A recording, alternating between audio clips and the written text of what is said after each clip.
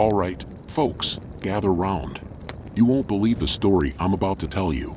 Been a DJ at KBRW, the only voice in the Alaskan wilderness, for going on 7 years now. Seen some strange stuff in my time. Aurora borealis so bright it paints the sky green.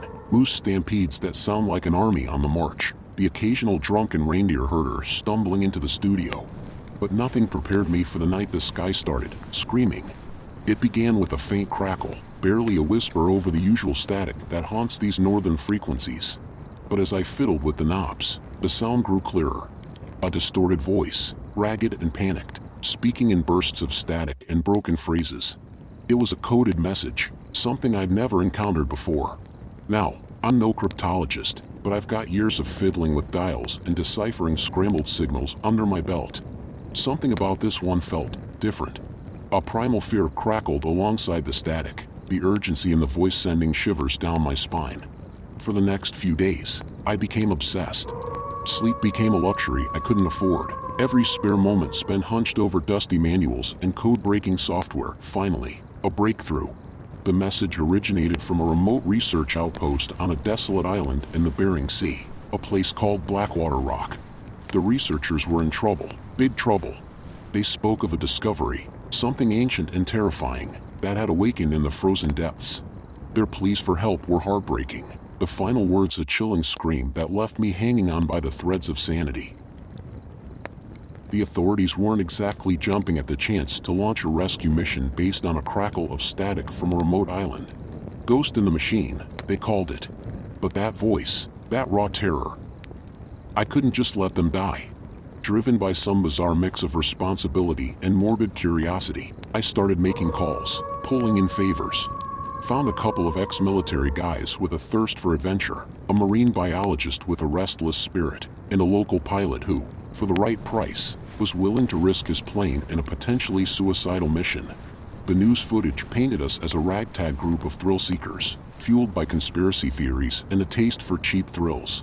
But as the rickety twin-engine plane sputtered through the bone-chilling Alaskan sky towards Blackwater Rock, I couldn't shake the feeling we were flying straight into a nightmare. We landed on a desolate strip of ice next to a skeletal research outpost. The buildings were abandoned, doors hanging open like gaping wounds. An eerie silence hung heavy in the air, broken only by the howling wind that seemed to carry whispers of forgotten screams. Inside the outpost, the scene was one of chaos.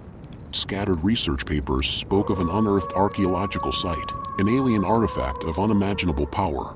Blood-stained equipment lay abandoned, overturned tables and chairs a testament to a sudden, desperate flight. The final log entry was a scrawled message. It awakened.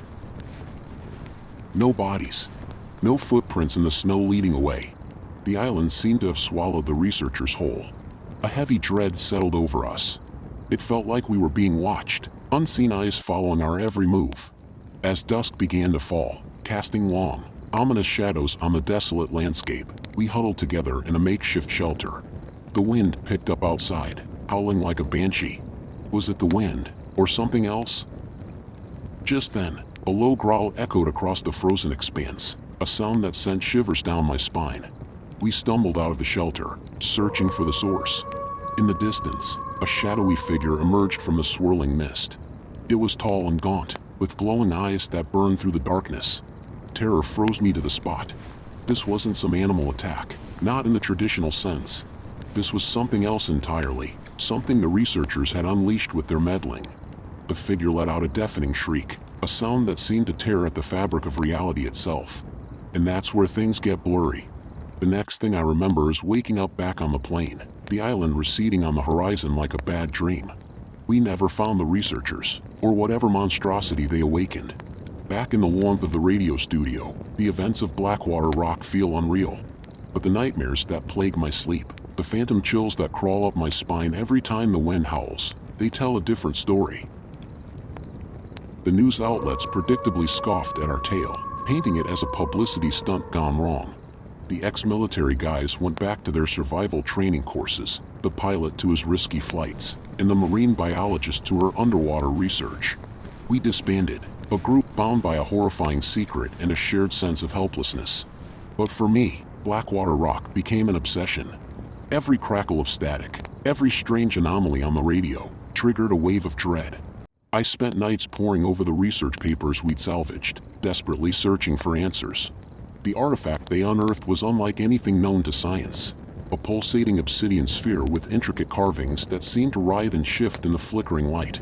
One day, a package arrived at the station, no return address. Inside, nestled in a bed of packing peanuts, was a single photo. It showed the researchers, all smiles and camaraderie, gathered around the unearthed artifact. But one detail sent a bolt of ice through my heart. In the background, barely visible, was a shadowy figure lurking at the edge of the frame, the same monstrous entity we'd encountered on the island.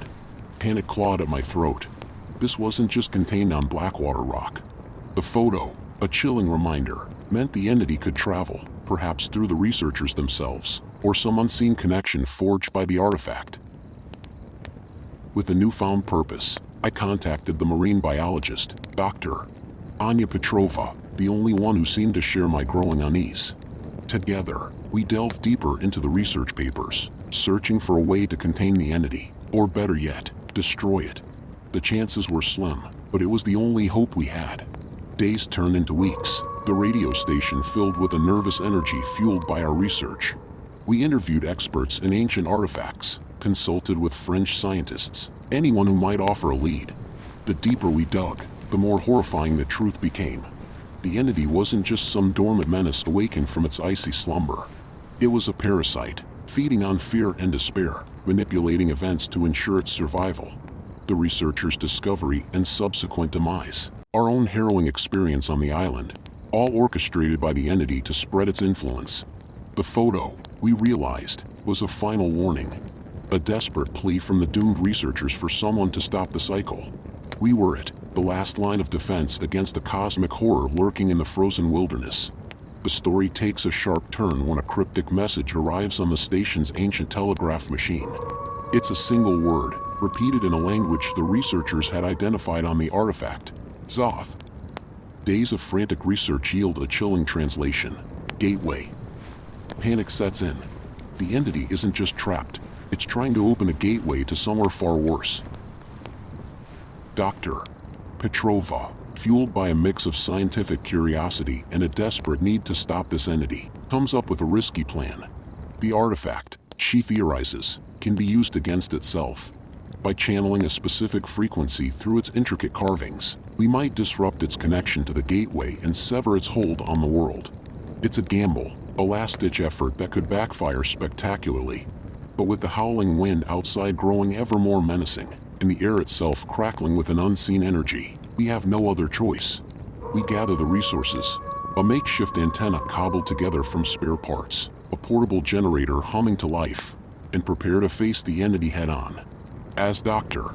Petrova activates the device, the radio station fills with a cacophony of static and otherworldly shrieks. The obsidian sphere pulses with an ominous red light, threatening to burst apart. The wind outside reaches a fever pitch, howling like a banshee in its death throes. For a terrifying moment, we brace ourselves for the worst. Then, with a deafening crack that seems to split the sky, the sphere goes dark. The unearthly shrieks die down, replaced by an eerie silence. We stand there, hearts pounding, unsure if we've just won a desperate battle or unleashed something far more horrifying. The story ends here, folks. The threat may be neutralized, but the ramifications remain.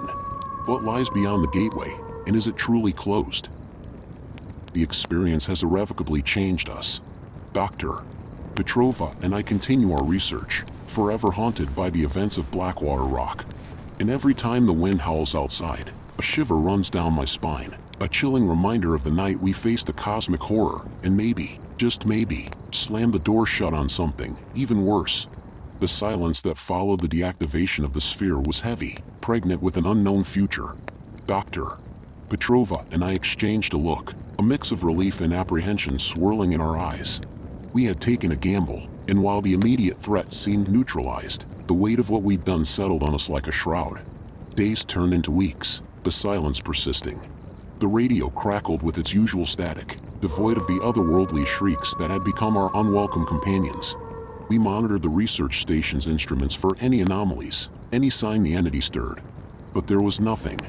Blackwater Rock, once a beacon of terror, had fallen eerily silent. A cautious optimism began to bloom. Maybe, just maybe, we had won. We decided to make a return trip to the island, to confirm the entity's defeat and assess the situation. The pilot, ever the thrill-seeker, readily agreed, lured by the promise of a story unlike any other. The desolate landscape of Blackwater Rock greeted us with an unsettling familiarity. The abandoned research outpost stood as a stark reminder of the horrors we'd faced. We ventured inside, the air thick with dust and the lingering stench of fear. The artifact lay dormant, a blackened sphere devoid of its ominous glow. But as we explored deeper, a disquieting discovery sent a jolt of fear through us. In the researcher's logbook, the final entry spoke not of the entity's awakening, but of its imprisonment. They had stumbled upon a way to trap the creature within the artifact, a complex ritual involving specific frequencies and astronomical alignments. Our actions, in disrupting the artifact's connection, might have inadvertently released it. Panic clawed at my throat. We had misread the situation entirely. The silence wasn't a victory. It was a prelude to something far more terrifying. The entity, freed from its obsidian prison, could be anywhere, lurking unseen, waiting for the opportune moment to unleash its full wrath upon the world. The radio crackled to life back at the station, a distorted voice filling the airwaves. It wasn't the entity's guttural shriek, but a human voice, filled with a chilling desperation. "Help! Zoth is free!" The voice sputtered out, replaced by a blood-curdling scream. Doctor. Petrova and I stared at each other, the horrifying truth dawning on us. The message wasn't from Blackwater Rock. It was coming from somewhere much closer to home. The entity wasn't just free. It had already begun its insidious work, possessing someone, somewhere, and using them to spread its message of terror.